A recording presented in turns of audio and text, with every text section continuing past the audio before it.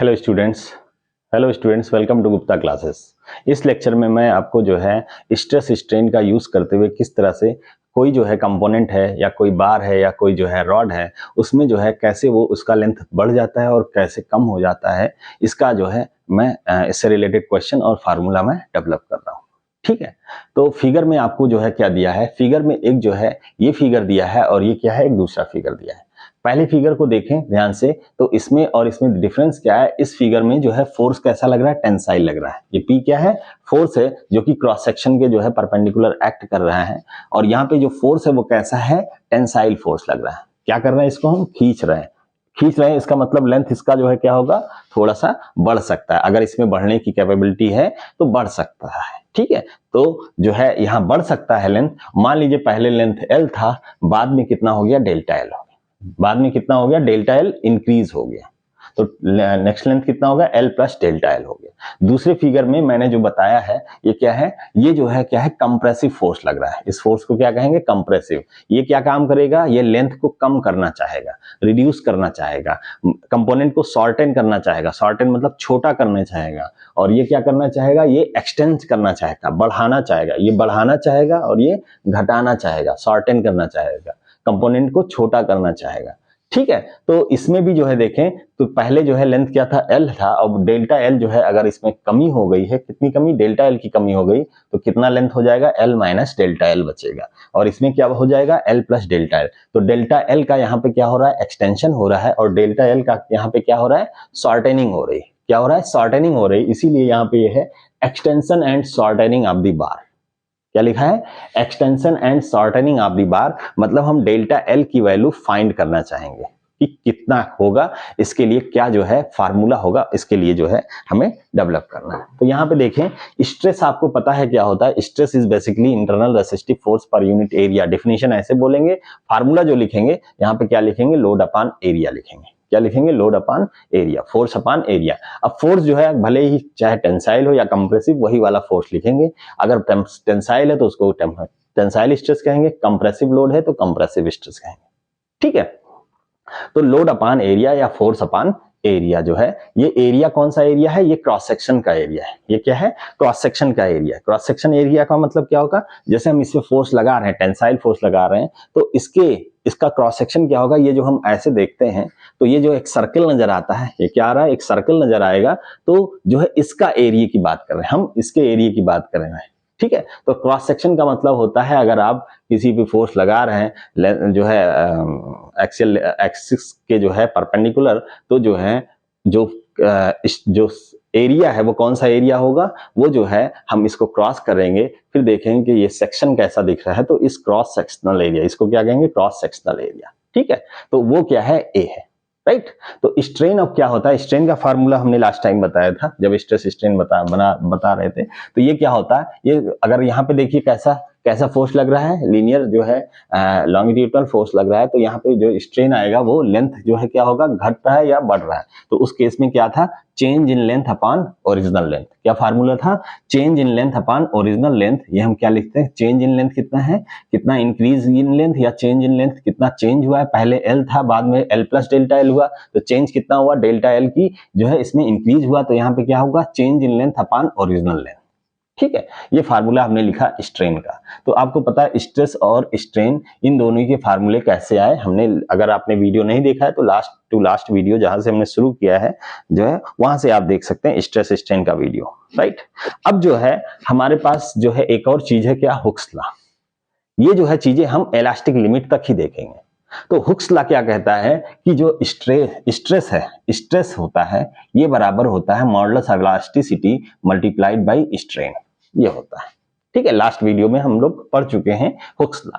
ठीक है, अब यहां से देखेंगे कि जो है अब हमें क्या करना पड़ेगा, हमें इसकी वैल्यू और इसकी वैल्यू यहां से रखनी पड़ेगी। तो इसकी वैल्यू क्या हो जाएगी, P अपॉन A, और यहाँ पे हमने E लिख लिया। E की वैल्यू कांस्टेंट होती है, पार्टिकुलर मटेरियल के लिए कांस्टेंट होगी। ठीक है, इस रिलेशन में कांस्टेंट होगी। E की वैल्यू क्या है, डेल्टा L अपॉन एल। हमें निकालना क्या है, हमें डेल्टा एल निकालना है, एक्सटेंशन या शॉर्टनिंग ऑफ द बार। तो यहां से डेल्टा एल क्या हो जाएगा, डेल्टा एल हम इसको इधर लिख दें, इस पूरे को इधर लिख लें तो क्या होगा, delta L upon L is equal to P upon A. यहां से डेल्टा एल क्या हो जाएगा, डेल्टा एल का फार्मूला क्या हो जाएगा, पी इंटू एल अपान पी एल अपान ए, और ये ई नीचे आ जाएगा ई, पी एल अपान ए ई क्या हो जाएगा फार्मूला, पी एल अपान ए। तो हमारे पास एक फार्मूला आ गया, एक्सटेंशन या शॉर्टनिंग जो है कितना होगा, पी एल अपान ए ई। पी क्या है, जो फोर्स आप लगा रहे हैं, टेंसाइल या कंप्रेसिव। एल क्या है, ओरिजिनल लेंथ है मटेरियल का या कंपोनेंट का, जो भी ऑब्जेक्ट है। ए क्या है, उसका क्रॉस सेक्शनल एरिया है कंपोनेंट का। और ई क्या है, उस जो कंपोनेंट जिस मटेरियल से बना है उस मटेरियल का क्या है, मॉडुलस ऑफ इलास्टिसिटी, उस मटेरियल की मॉडुलस ऑफ इलास्टिसिटी है। फोर्स को न्यूटन में लिखेंगे, लेंथ को मीटर में लिखेंगे, या मिलीमीटर में अगर लिखेंगे तो एरिया को भी मिलीमीटर में लिखना पड़ेगा, और जो मॉडुलस ऑफ इलास्टिसिटी है वो न्यूटन पर एमएम स्क्वायर में लिखना पड़ेगा। तो हमें ये किस में आएगा, मिलीमीटर में आएगा। ये किस में आएगा, मिलीमीटर में आएगा। मतलब हम कैलकुलेशन पॉइंट ऑफ व्यू से पी किस में लिखेंगे, न्यूटन में, ठीक है, यूनिट बता रहा है। एल किस में लिखेंगे, मिलीमीटर में। ए किस में लिखेंगे, मिलीमीटर में। ई किस में, मेगा पास्कल या न्यूटन पर एमएम स्क्वायर, ठीक है, ये दोनों हो सकते हैं। दोनों की वैल्यू एक ही होती है, न्यूटन 1 न्यूटन पर mm square is equal to 1 mega pascal होती है। हमने किसी वीडियो में बताया था कि 1 न्यूटन पर mm square is equal to 1 mega pascal, ठीक है, ये होता है। तो हम इस तरीके से यूनिट रखेंगे तो जो है हमारा डेल्टा एल जो आएगा वो किस में आएगा, एमएम में आएगा। किस में आएगा, एमएम में आएगा। किस यूनिट में आएगा, एमएम में। तो आई थिंक ये जो है फार्मूला आपने जो है देख लिया, ठीक है। अब फार्मूले पे बेस्ड जो है क्वेश्चन कैसे लगाएंगे, इसके लिए मैं एक क्वेश्चन आपको जो है अभी सॉल्व कराऊंगा, और उस क्वेश्चन को देखेंगे किस तरह से ये हम फार्मूला यहाँ पे फिट करते हैं, राइट। तो आइए देखते हैं क्वेश्चन। तो बच्चों एक ये क्वेश्चन दिया गया है, किस पे बेस्ड है, shortening and extension of the bar पे। तो यहाँ पे क्वेश्चन को एक बार पढ़ लीजिए। क्वेश्चन जो दिया गया है वो क्या है, a circular rod of diameter 16 mm, मतलब एक सर्कुलर रॉड है। रॉड कैसा है, सर्कुलर, मतलब यहाँ पे अगर हम फिगर ड्रॉ करें तो इस टाइप के क्या है, एक सर्कुलर रॉड है। सर्कुलर रॉड मतलब जो क्रॉस सेक्शन कैसा है, सर्किल है, मतलब ऐसा कुछ है। रॉड कैसा है, इस तरीके से है ना, इस टाइप्स का रॉड है। तो अगर हम क्रॉस सेक्शन देखेंगे तो क्या होगा, सर्कल हो जाएगा। क्या हो जाएगा, सर्कल, इसीलिए सर्कुलर कह रहा है। क्या है, circular rod, it's mean cross sectional कैसा होगा, सर्कुलर होता है। क्रॉस सेक्शनल एरिया कैसा होगा, एक सर्किल का एरिया होगा। डायमीटर कितना दिया है, अब सर्किल को हम कैसे बनाएंगे, इस तरीके से बना देंगे, ठीक है, ठीक है। ये क्या है, एक सर्कुलर रॉड है, सर्कुलर रॉड है। इसका डायमीटर कितना है, डायमीटर का क्या होगा, डायमीटर जो है ये होगा, ये कितना दिया है, डायमीटर कितना दिया है, 16 mm, कितना दिया है, 16 mm, and 500 metre long, millimetre long. इसका लॉन्ग लेंथ कितना दिया है, 500 मिलीमीटर, ठीक है। अब इस पे क्या हो रहा है, एक आप जो है फोर्स लगा रहे हैं, कौन सा फोर्स, टेंसाइल फोर्स, मतलब इसको खींचा जा रहा है। तो फोर्स क्या होगा, यहाँ पे ऐसे टेंसाइल दोनों तरफ लगाएंगे, ये ध्यान रखेंगे। फोर्स कितना लगाया जा रहा है, फोर्स जो है लगाया ये क्या है, 16 mm, इसको यहाँ पे लिख देते हैं। यहाँ पे फोर्स जो लगाया जा रहा है वो कितना है, फोर्स जो लगाया जा रहा है वो कितना है, फोर्स जो है 40 किलो न्यूटन। कितना, 40 किलो न्यूटन। दोनों तरफ फोर्स लगाएंगे, टेंसाइल तभी होगा, ये नहीं कि एक तरफ लगाएंगे। तो खींच रहे हैं ना, तो ऐसे खींचेंगे, तो 40 इधर 40 होगा इधर, बराबर फोर्स लगाएंगे तभी ये खींचेगा, तभी ये खींचेगा। तो 40 किलो न्यूटन है, इसको अगर न्यूटन में जो है चेंज कर लें, और क्या दिया हुआ है, ई, मॉडुलस ऑफ इलास्टिसिटी, स्टील का है ये, इसके लिए दिया है कितना, ई इज इक्वल टू कितना, 200 किलो न्यूटन पर एमएम स्क्वायर। तो यहाँ किलो न्यूटन पर एमएम स्क्वायर, मैंने आपको यूनिट बताया था कि इसको किस में रखना है, तभी वैल्यू जो है सही से आएंगे, ठीक है। ये दिया है, ये डाटा दिया है। अब आपको निकालना क्या है, फाइंड स्ट्रेस। पहले आपको क्या पता करना है, स्ट्रेस। पहले क्या लिखना है, स्ट्रेस क्या होता है, ठीक है। फिर क्या निकालना है, फिर क्या निकालना है, स्ट्रेन स्मॉल ई निकालना है। उसके बाद क्या निकालना है, इलांगेशन डेल्टा एल निकालना है। ये 3 चीजें निकालनी है। तो 3 चीजें निकालने के लिए पहले हम जो है यूनिट्स को आप किस में चेंज करेंगे, हमने बताया था कि जो है यहाँ पे लोड जो P दिया है, P कितना दिया, 40 किलो न्यूटन। इसको हम किस में लिख देंगे, 40 इंटू 10³ न्यूटन में चेंज करेंगे, ठीक है।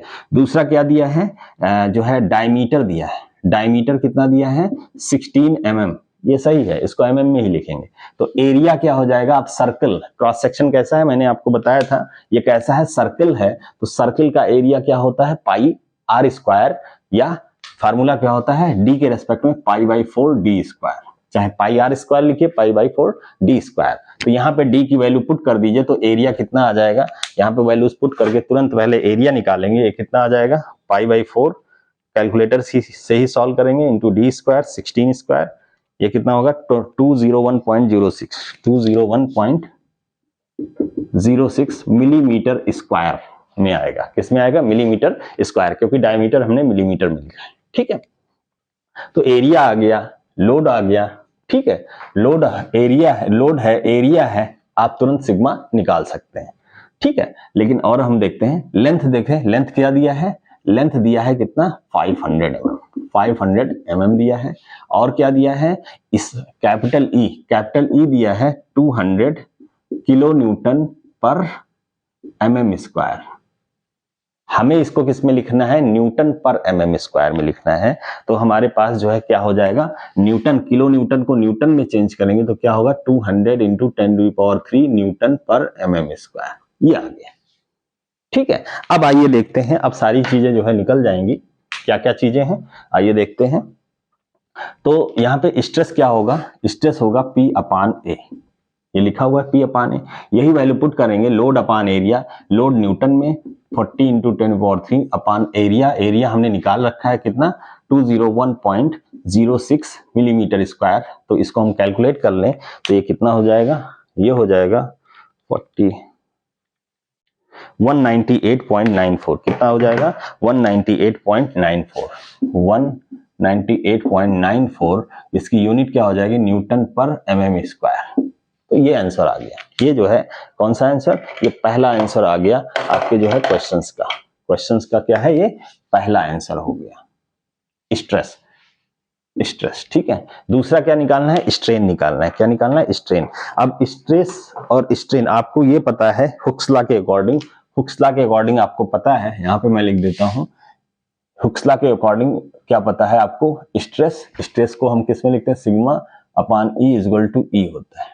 तो स्ट्रेन क्या हो जाएगा, स्ट्रेन हो जाएगा सिग्मा अपान कैपिटल ई, क्या हो जाएगा, strain is equal to sigma upon capital E, यहाँ के लिख सकते हैं stress upon modulus of elasticity, क्या होगा, stress upon modulus of elasticity.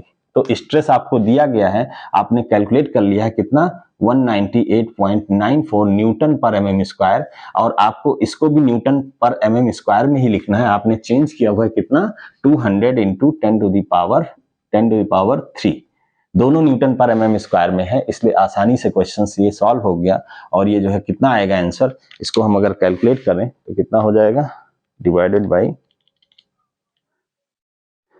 ये आ गया 0.3 टाइम्स 0.994, ये कितना आ रहा है 0.000 कितना आ रहा है 0.0009947, 0.0009947, या इसको ऐसे भी लिख सकते हैं 9.94 इंटू, देखिए यहाँ पे पॉइंट लगाया हमने 1 2 3 4 के बाद, तो क्या हो जाएगा 10 टू दी पावर क्या होगा -4, कितना हो जाएगा -4। ये जो है क्या आ गया, ये आ गया स्ट्रेन की वैल्यू, क्या आ गया स्ट्रेन। तो स्ट्रेन कितना कम है आप देख सकते हैं। नेक्स्ट जो हमें निकालना है, यहां तक आई थिंक आपको क्लियर हो गया होगा। नेक्स्ट हमें निकालना है क्या, इलॉन्गेशन। ये स्ट्रेन हो गया, नेक्स्ट क्या है इलॉन्गेशन। अब इलॉन्गेशन निकालने के लिए जो हमारे पास फार्मूला क्या है, ये वाला फार्मूला है, क्या है delta L is equal to P L, या सीधे हम लिख सकते हैं PL अपान ए ही लिख सकते हैं।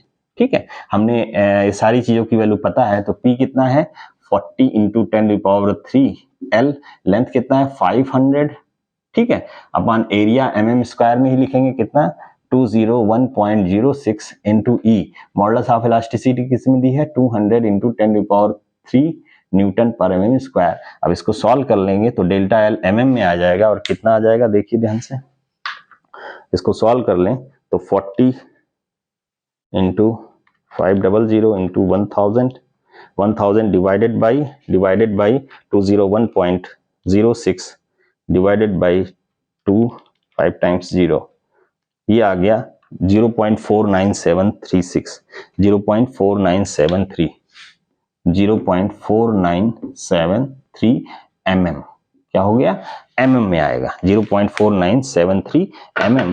और जो है ये जो है आपका जो है